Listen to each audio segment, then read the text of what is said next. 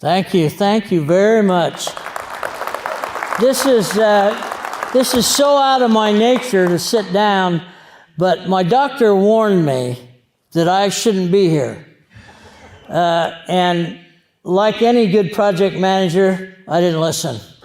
And so I've had 6 hours today of trying my leg out.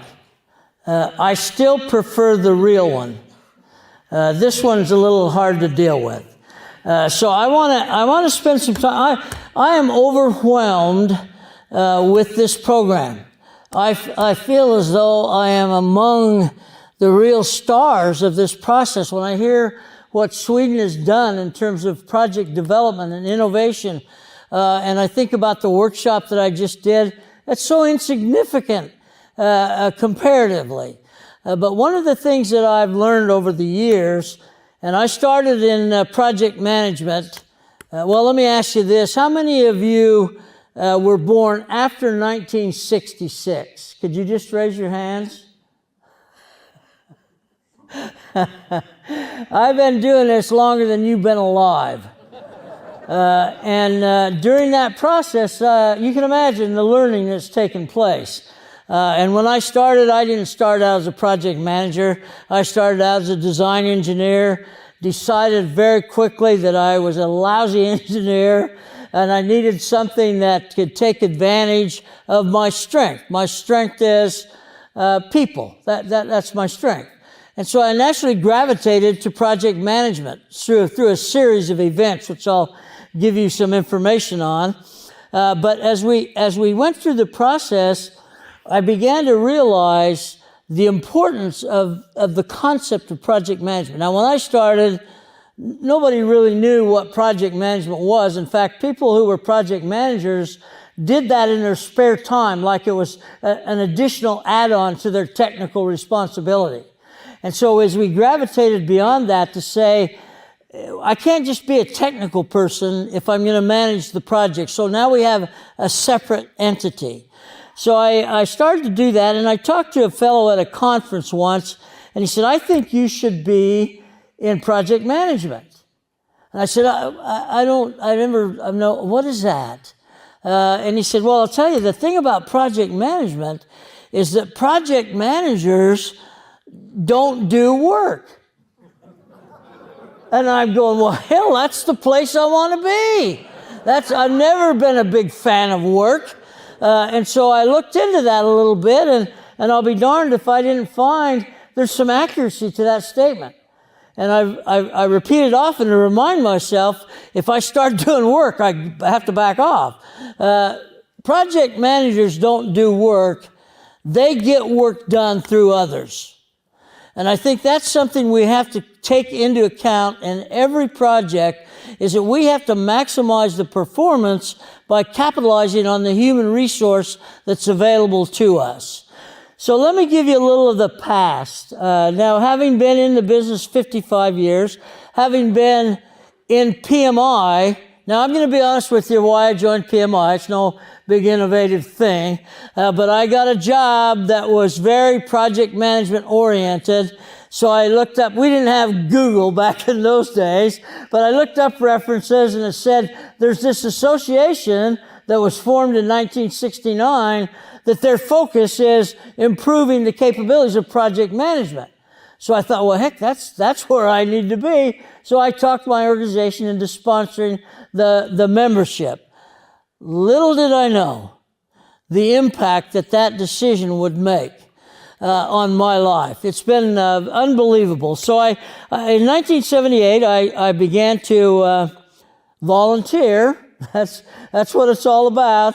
Lee, what are you doing on Saturday? I don't know. Well, we've got a project that we need someone to come in and help us run. And so that's where it started. It started innocently enough. I didn't know I was going to be all over the world talking about projects. I just thought I was going Saturday to a little volunteer thing.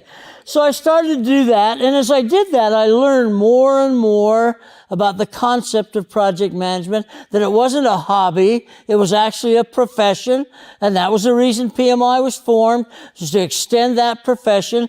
And so I started to keep track, and what I thought to myself was, you need to be what I call an early adopter as new things come into play. And gosh knows I'm going to talk about some that I've heard here today and yesterday. As new things come into play, I don't want to be on the catch-up phase. I want to be on the leading edge, early adoption of these new concepts so that I can take full advantage of them. And our business of project management is ever evolving. It's never going to stop. So if you think you're there, get over it. You're not. So it started for me with the concept of, some of you may have heard of this, work breakdown structure. Ever heard of that? WBS. Now, a lot of you are saying, oh, I know what the BS stands for. No, this is work breakdown structure, okay? The Department of Defense introduced that concept in the 60s. And all of a sudden, people were saying, well, that's the way we should do project management, defining all the work that needs to be done. This is the leading edge of project management. So that sustained for a while. And then all of a sudden, and this was really what propelled me into a career, came the idea of earned value. Now, if you've not been exposed to earned value, God bless you. Because it's a sophisticated application, but without reservation, I still to this day believe it's absolutely the most realistic way to measure and manage projects. Everyone doesn't agree. GE had a big contract with the government to do a nuclear reactor, and they were imposed to use earned value. Everybody screamed and raved, and so I had already determined by then, as I mentioned, as an engineer, I'll use a technical term here, I sucked. I really, it wasn't what I wanted to do, and so I volunteered to train 300 engineers. That in itself is an unbelievable task, to train 300 engineers on how to use earned value. And this was a requirement of a validation by the U.S. government. So if we were going to continue the contract, we had to pass a validation. It wasn't as hard as the PMP exam, but it was hard. And so we had to do that. So I spent a year and a half to 2 years training these 300 people. And as I did that, I realized that this is my future. Training people how to be more effective in project management. And again, because it didn't require any work, I just had to share my knowledge with people in what will add value to what you do as a project manager. And as I started to do that over and over again, it created new opportunities.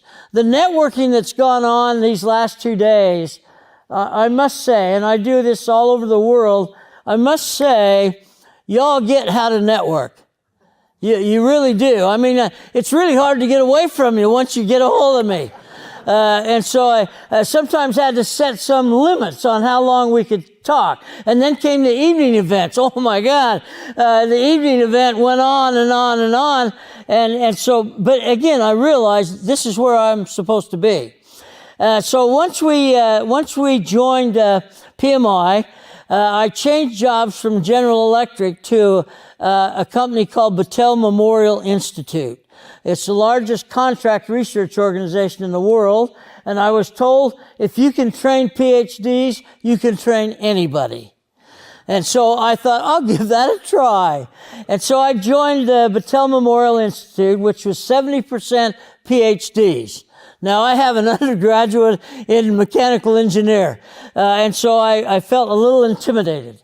And so I started to expose them to earned value. Okay, again, another government contract. I actually had to write a book to use as a facilitator with them to justify the fact that project management was real. I wrote this book as a training aid. It ended up being published. I have 15,000 copies in distribution. And it's the easiest, simplest book. I made money. I made money on this thing. It was unbelievable. And I just sold some to a firm in Atlanta, just 100 copies. It was out of print years ago. So I had to get 100 copies made because they've decided to implement earned value. I thought that had gone away.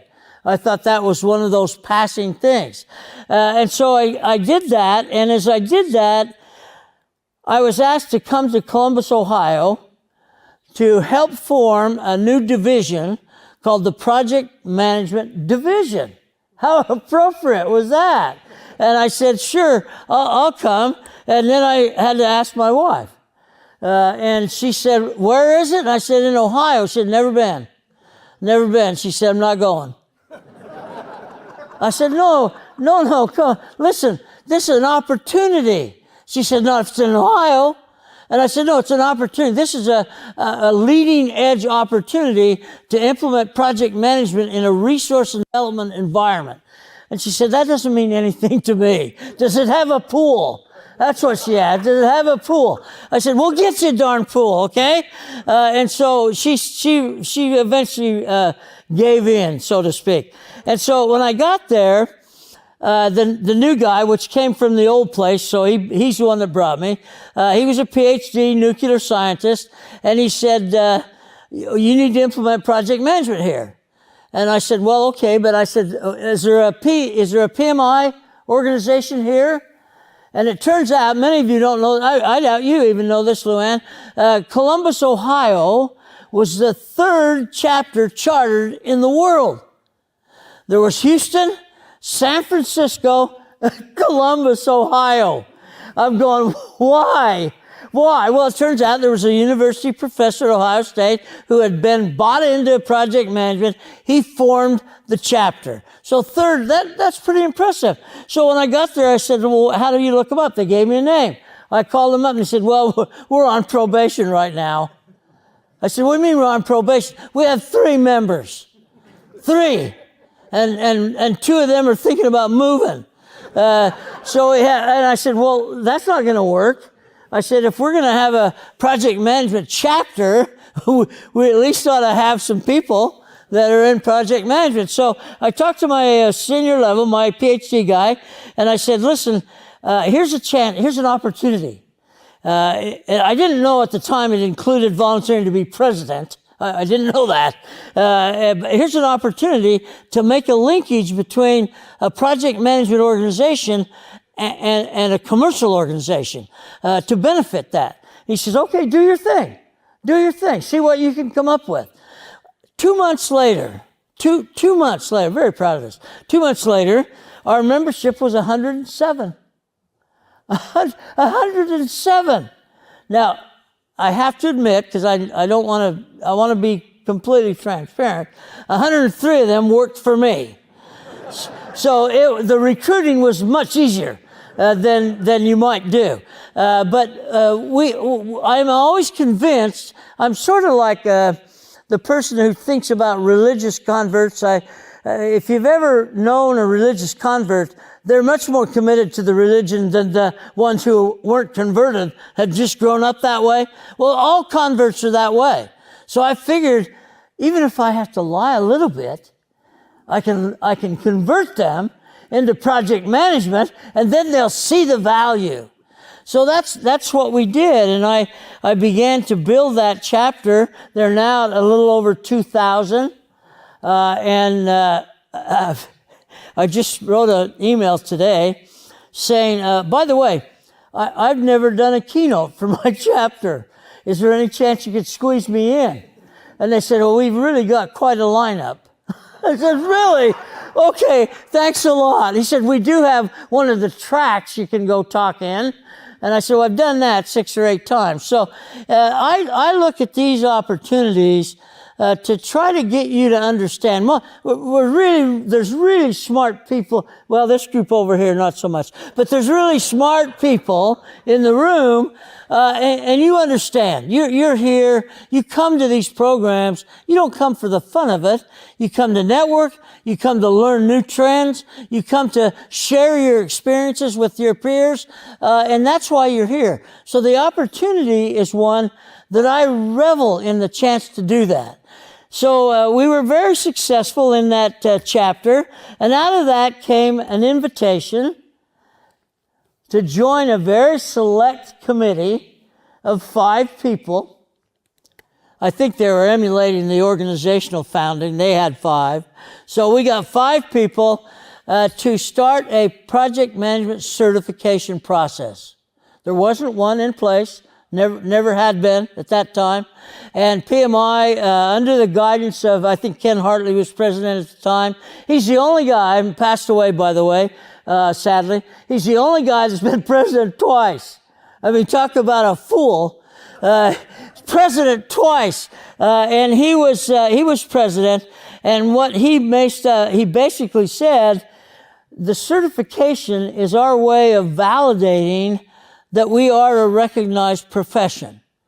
And so we really need to make this happen. So I got a letter that said, we'd like to have you be one of the 5, and your area of expertise will be R&D and consulting. And those will be the areas that you focus on. But our goal is to develop a certification process and all the bells and whistles that go with it to expose to people that have chosen this profession. We did some surveys, and we found that one of the things that attract people to organizations like PMI is a certification process. It gives them some ownership. It recognizes the professionalism. So it was a definite decision that the impact was going to be good. So we recruited additional volunteers. Obviously, we went far beyond the 5 that started it. And after 3 years of development, we rolled it out in October of 1984. So it took 3 years basically to formulate the process. It took so much more than the questions that we were looking for. It's all the support structure. It's one of the things that I had some direct responsibility for that y'all owe me for is PDUs. I love PDUs. People, you gotta have them, you see. That was the idea. We'll get you certified, but then we'll keep you there with PDUs. And so, unfortunately, and I'll tell a little bit more about that, unfortunately, that's morphed a little bit, and now it's somewhat of a numbers game. So now it's not about which PDUs you got. Did you get 60? Because anybody that's ever let their PMP expire knows you don't want to do that. If you want to have a PMP, that means you got to take it over. You don't want to do that. So at the time, we rolled it out. We had 55 people, okay? We got about 300 people here. We had 55. And at that time, we only administered the exam once a year at what was then called the symposium. So once a year, you had a crack at it. And 55 people took the exam. 39 passed. So we had 39 people who were among the first people to become certified. Nobody even knew what that meant.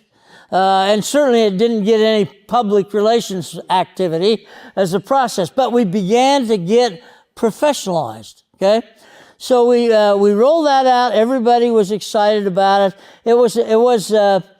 Every question was created by some volunteer like you and I. All the questions, we didn't have any specialized question development people. They were people who, that was their profession. And they said, these are the kinds of questions I'd like to be sure people can answer. So we ended up with, and back then, you see, the body of knowledge, the PMBOK, and this is kind of an ironic thing, and many people don't know this. We began conducting PMP certification testing before there was officially a PMBOK. Made it a lot easier to pass because you had no basis. And so they were just volunteer questions. The first publication of an official PMBOK, there were people who would say white papers began, but it was 1996. So, but by then we'd been doing implementation for 10 years.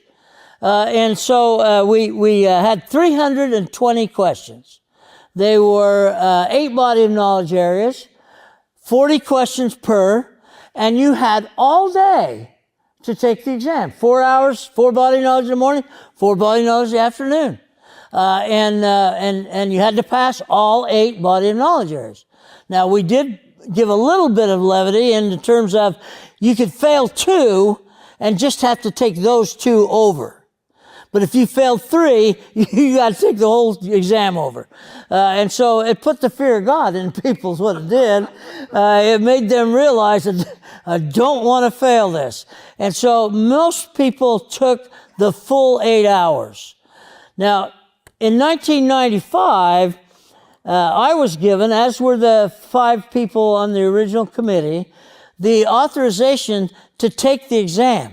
You see, PMI in its almost unbelievable attention to potential conflict of interest and keeping everything on the, quote, up and up.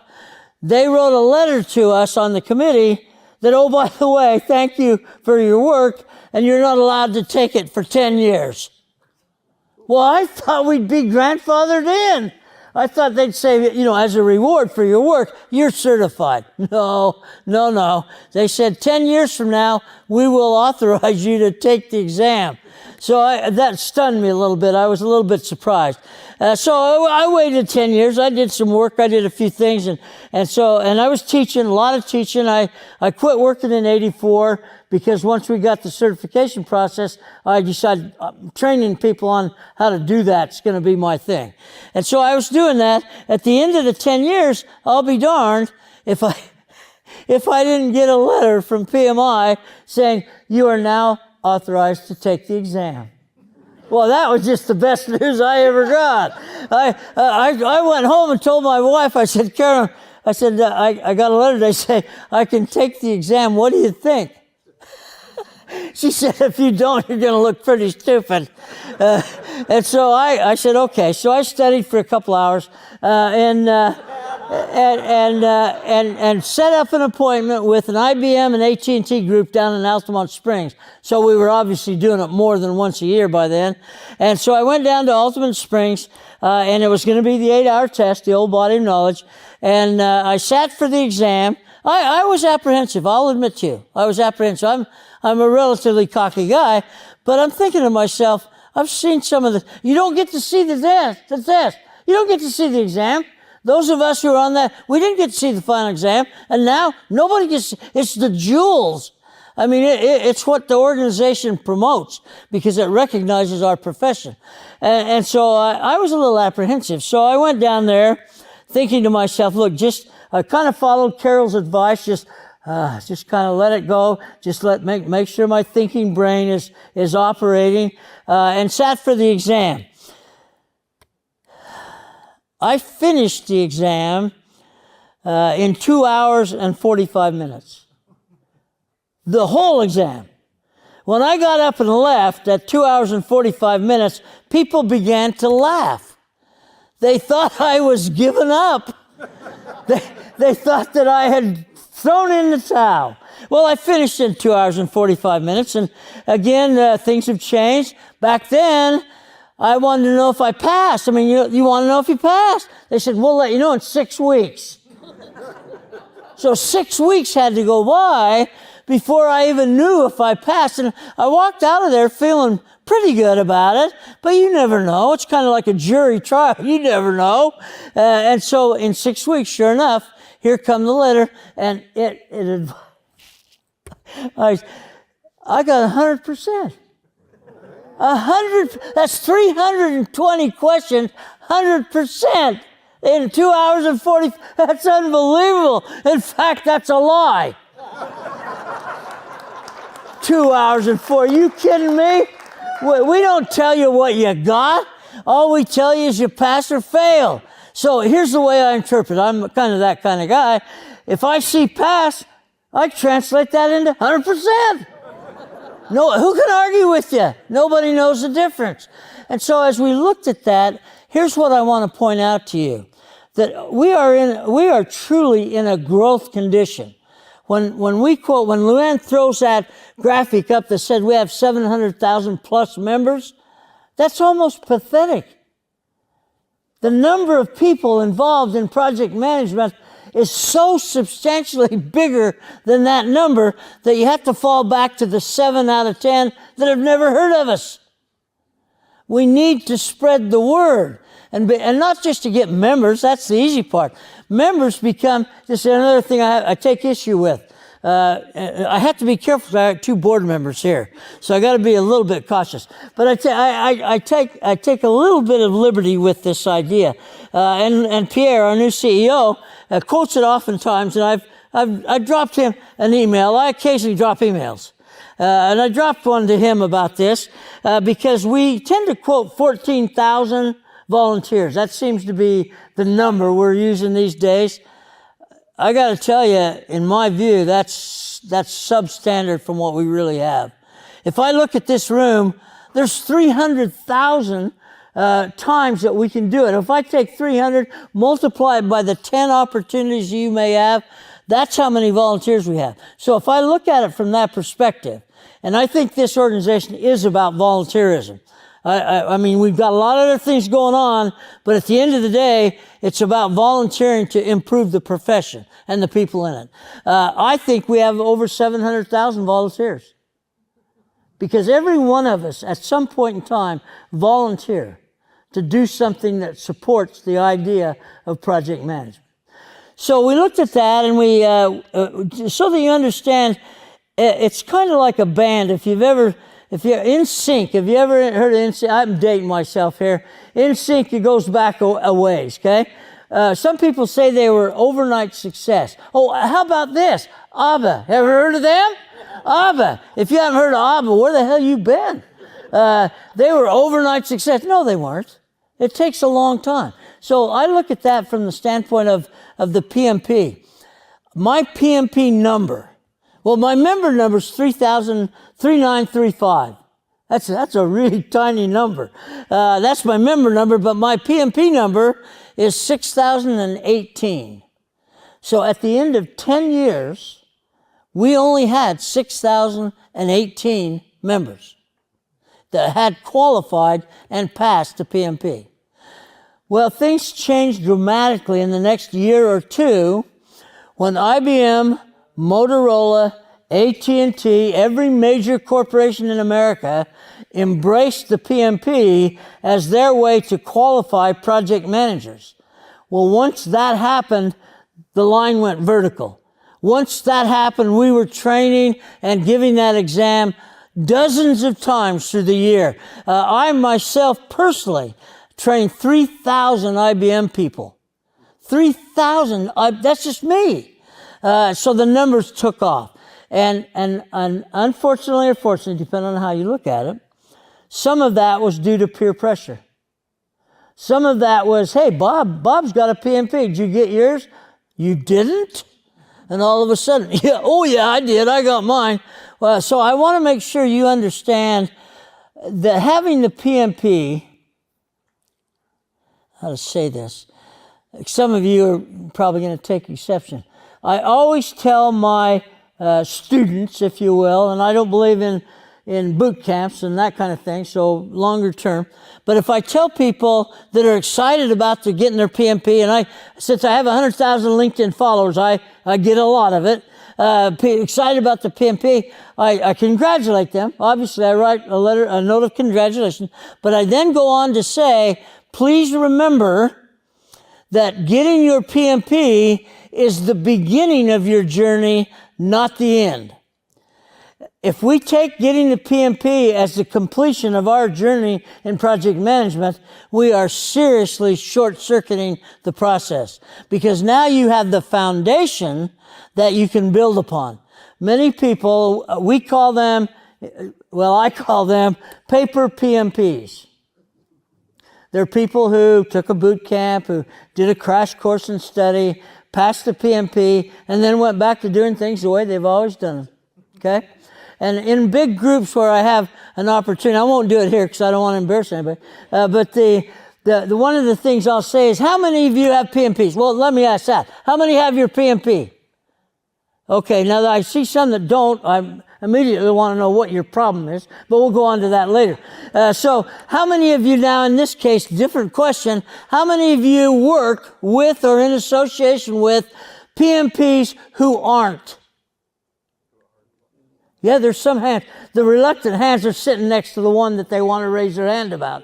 And so out of that, you can make a rationalization that says those are paper PMPs. And out of 1,500,000, this is my estimate, I have no validation, out of 1,500,000, I'm guessing we have at least 200,000 paper PMPs, okay? Meaning just that, they passed the PMP exam. And that's great, I'm glad they did, but if they haven't built upon that foundation, they're not realizing the value that we have. So we look at that from that perspective. So we're not about more PMPs. That's not what we're about. It's gratifying to know I played a role in that, but it's not about how many you have. It's about are they doing good in the community? And this year and last year, really, we started this idea of community. Now, I've been with every managing director since day one. And in the beginning, our managing director was a volunteer role. And so I've been with all of them. There's been some good ones. There's been some bad ones. There's been some that are okay. We have a good one right now. And one of the things that Pierre has landed on that I can't believe how beautiful it is the establishment of the PM community. And I learned when I was in, by the way, because of PMI, I lost my leg. And I don't hold it against them. They're nice people. But the fact of the matter is, I would have preferred to keep it. And so I was on a 4-country tour, and I saw I was having a little problem with my leg. But usually if I just take a lot of antibiotics, the infection goes away and everything's fine. So that's what I did. And it started to get a little better, but then when I got to Indonesia, it started to get worse. And so when I got to Sri Lanka, it was pretty bad. By the time I got to Romania, one toe was completely black. So I went to hospital in Romania. I still had one to go. I had Portugal. That was the last country on my tour. And so I went to the hospital. They made me go to the hospital in Romania. And I saw one of their doctors, and I assume he's very well qualified. He looked at my foot and my leg, and he said, "We need to take that off." I said, "Excuse me?" He said, "Yeah, that's got to come off." I said, "Well, no, I just need some more antibiotics." He said, "No, it's too late. It's too late. It's gone, and it's moving up. And if you don't get it off, you could lose your whole leg." And so I said, "So you're recommending surgery in Romania?" He said, "That's correct." And I said, I'll pass. We have some doctors that I have a lot of faith in the United States. I love Romania, don't get me wrong, but I don't want you operating on me. He wrote a letter. Evidently, they have insurance in Romania because he was afraid of getting sued. He wrote a letter saying, "Mr. Lambert has refused my advice to have his leg amputated." And they said, "Well, let's get you home." And I said, No, I still got Portugal. And I said, "I'm committed to Portugal. I got to go." So they got me to Portugal. It wasn't my highest performance activity for sure, but I stuck it out. I gave my keynote presentation. They rushed me to the airport, and 24 hours later, my leg was gone. And it's all because of PMI.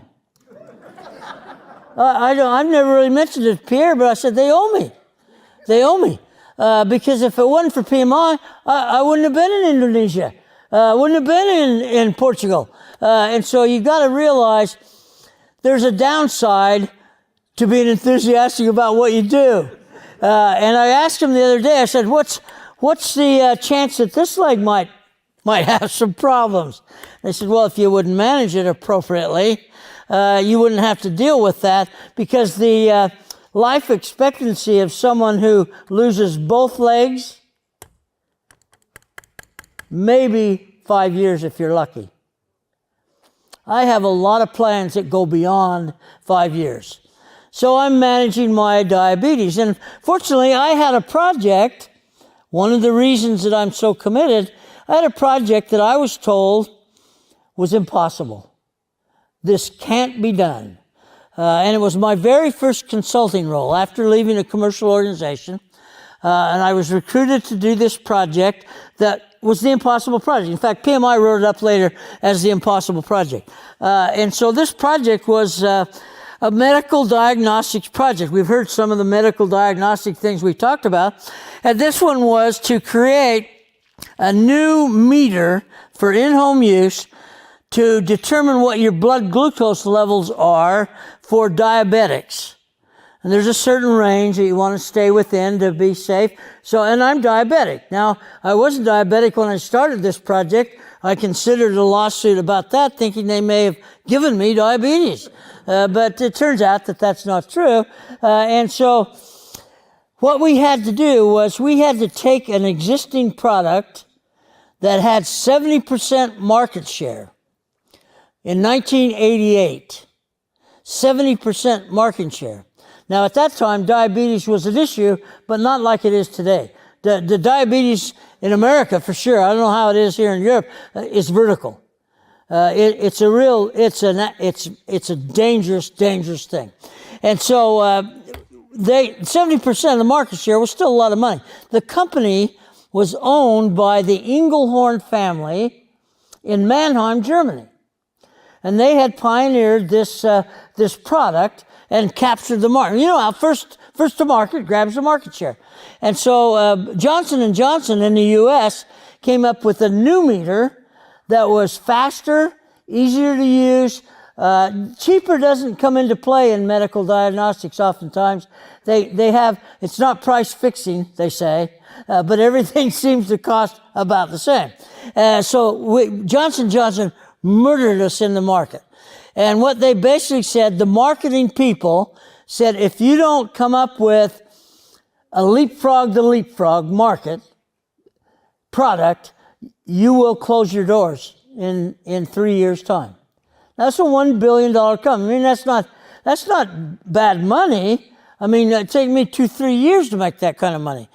So you look at that and you realize there's a lot at stake. So now you see where you got stakeholders. We talk about my program upstairs. We talk about stakeholder management. People don't understand this. The ultimate stakeholder in that process are the diabetics. They're the ones that have their life at stake.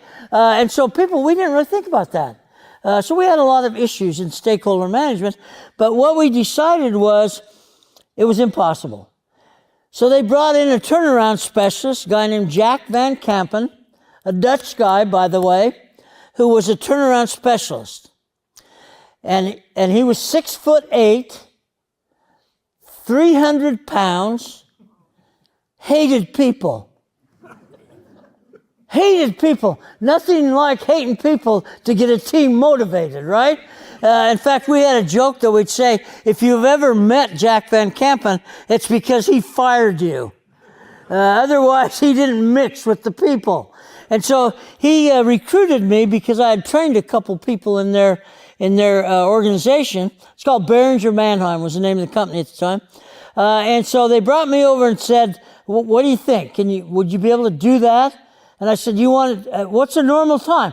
Well, 3 years is a normal time to develop and implement a new product like that. So 3 years, and we've had a drop dead date that we're going to go out of business in 3 years. He said, what do you think? Can you do it? And I said, well, hell, of course I can do it. Of course I can do it. I do have some requirements, however. He said, what do you mean? And I said, well, there's 3 points that we have to negotiate before I'll make a commitment. And remember, I'm putting my personal reputation on the line.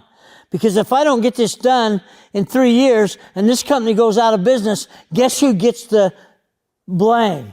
Okay? So I said, so I want to make sure I've got the best chance going in. So I said, what do you want? What do you want? And I knew I had leverage because they're going out of business. If I don't, I said, okay. I said, I've got 3 things. The first one is I want all the money. And he looked at his head, shook his head, and he goes, "Oh, what do you mean by all the money?" I said, "I want all the money.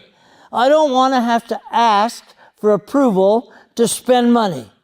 If I decide we have to do it to meet our 3-year schedule with a quality product, I want all the money."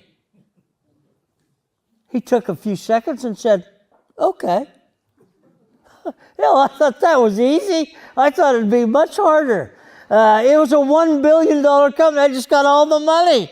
And so I thought, well, I better follow this up quick. He said, "So what else do you want?" I said, "Well, this is an important one." They had about 1,100 people scattered around this campus in Indiana. And I said, "I want to be able to handpick the team." Now, we had estimated around 200 people. I want to handpick the people. Basically, what I was saying is I want to do skill set match. So we want to define what it is we have to accomplish and then match that with a skill set that has the highest probability of achieving that, okay? And he said, "Well, people are all over the site." And I said, "Well, I'm not prepared to risk failure because you give me the wrong people." Now, I covered this in my workshop.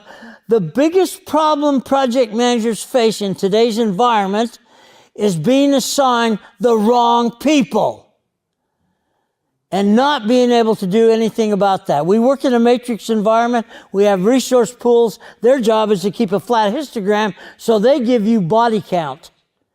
They don't necessarily give you the right skill set. So I said, I can't do that. I want to be able to handpick the team. Well, he was a little concerned about that, but then he said, okay. Well, I'm thinking to myself, airplane, car, I'm going to go for everything. And I thought, no, let's stay true to the effort. He said, "What's the last thing you want? The third thing?" And I said, "Well, this actually is probably an extremely important thing for what we're going to try to do, is I want the team to be co-located." Now, he said, he was a smart guy, but he was acting stupid. He said, "Well, what do you mean by co-located?" I said, "I want the team together in the same building, in the same place, so that we can have spontaneous communication. We can have random opportunities to solve them problems." I said, "I want everybody together." He said, "That's impossible. We can't do that." And I said, "I'm sure you can, Jack." And I walked over to his window, and I pointed across, beautiful lake, really pretty setting, beautiful lake. I looked over, and there, I said, "You see that building over there?" He said, "Yeah, that's our new R&D building. We're just moving people from Germany to occupy that building to do a lot of really intense R&D work." And I said, "So that's your new building?" He said, "Yeah." I said, "That is a nice building." I said, I really like that building. I got the lake there, everybody kind of relaxed atmosphere. I really like that building. That's the building I want. And he held his ground. He said, "I can't do it." He said, "If I told Jerry Muller he wasn't getting his building, there'd be hell to pay." And he said, "So I'm sorry." And I said, "But," he said, you're still on, right?" I said, No, I'm not. I'm not going to risk my reputation when I don't have all the tools that I need. I said, "But if I can find someone," and I actually said this, "foolish enough to sign up, I'll recommend them to you." But I said, "For me, I'm out." It's kind of like Shark Tank. I'm out. Okay? And I got back in my car and drove off to Columbus, Ohio, about a 3-hour drive. And that was on a Friday afternoon. And Monday morning, I get a call from Jack. And Jack says, "You know that building you're talking about?" I said, "Oh, I do indeed." He said, "It's yours. You can have the building." Damn, he's called my bluff. He's going to expect delivery now. And so we got busy creating a team, thinking of what Carol said. I've been with Carol 3 times now. Every time I'm with her, I hear something new that I should have been paying attention to. And we started to create that kind of an environment. So let me give you the short story. We did it. We did it. This team we ended up at 203, ended up at 202 because the one guy got hit by a truck. So we got reduction in force, so to speak. And we finished the project in 18 months. 3-year project, 18 months. Project people that were on that project worked 14 hours a day, 7 days a week for 18 months. No overtime requested, no bonuses promised. They were committed. What you need to be successful in project management is committed. That means innovative. That means creative. And what I've heard today, it's kind of gone in cycle. We went from WBS to earned value to then along came Agile. And you can see the interest in Agile has waned a little based on our survey we did yesterday. And now we have, what is this called? AI. Oh my God, AI, that's the answer to all our problems. With AI, all our projects will be successful. No, they're not. It's another tool that project managers have to decide, what can this tool do for me? What do I need in order to do my job more effectively? That AI can help. And after AI will come quantum computing. And after quantum computing will come the next wave. So you've got to understand it's cyclic. It's never static. Project management is never static. And so in order to be effective, I have to stay ahead of the power curve. That's why these kinds of programs are so important, to give you information that says, oh, this is what's out there now. I should pay attention to this because it's not because it's going to deliver a project, it's going to make my job easier. And that's what we need to take advantage of, is so that we can understand that all these tools and techniques, I can literally throw them away and still be effective, but it might take longer. It might take more work to get people committed. So buy-in is so important. We don't spend enough time getting buy-in. And so when you look at project management as an association, we need to spend more time getting your buy-in that PMI has something to offer you. Because it does. I wouldn't be a member for 46 years if I didn't think there was something in it for me. And it ain't money, because I don't get paid to do this. I'm doing this because I think it's important. Someone asked me once, how are we doing on time? I always have to ask that. I'll try to, if I got 5 minutes, can I take 5 minutes? Okay, because I got to be somewhere to teach this again.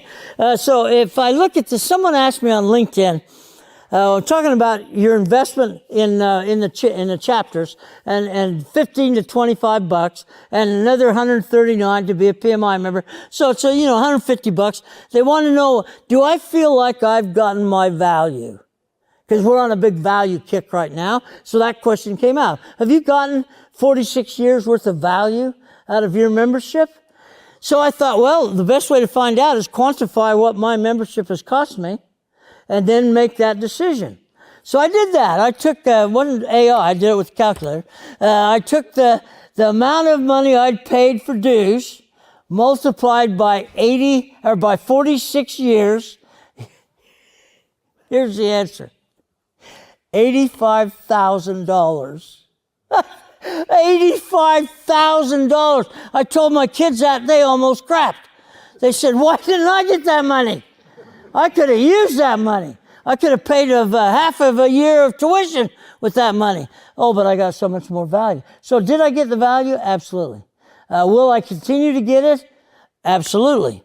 My life, I'm already past my life expectancy, and I got one more leg to go. So I think I'm going to make it. And so I spend my life trying to convince people that they should invest in PMI as well.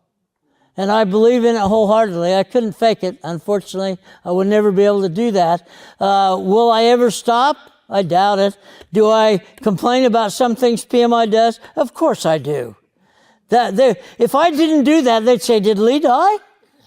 Because I always have comments, I have observations, and people take it for heart. One of the things that's beautiful, I'm closing out. One of the things that's beautiful about PMI, especially with the new, I hate to use the word regime, but that's what it is they listen. They listen. And you can see she's dangerous. Luann is dangerous. You might think she's just chatting and she's soaking it in. She's remembered things that the members think might be important. And being a member of the board, she can actually impact those things. So that's another reason we come out and talk, is that we get to talk to you. Not you talk to us. We get to talk to you about what PMI can do and what it will add in the way of value to your organization. So you've got to sell your management. Some of you have done that already, but you've got to convince management the return on investment, the 85 grand they're going to spend if you last 46 years, is going to be a worthwhile investment. And I think that's the issue. Now, quickly, all the stuff that's out here, I'm going to be honest with you. I am sick and tired of hearing the words AI. Good God, there's other things in the world, people. But AI is the hot topic right now. And so it's the issue that I have to stay ahead of. So I'm always constantly looking ahead, but I'm not spending all my time out there. I'm making sure I capitalize on the old before I convert to the new. So when we look at transformation projects, be careful. Don't rush to transformation. Make it be a thoughtful transformation, and it will pay dividends to you. All right, any questions, quick questions, because they get very upset with me. Questions? Any questions? No questions, okay. No. Thank you. Thank you.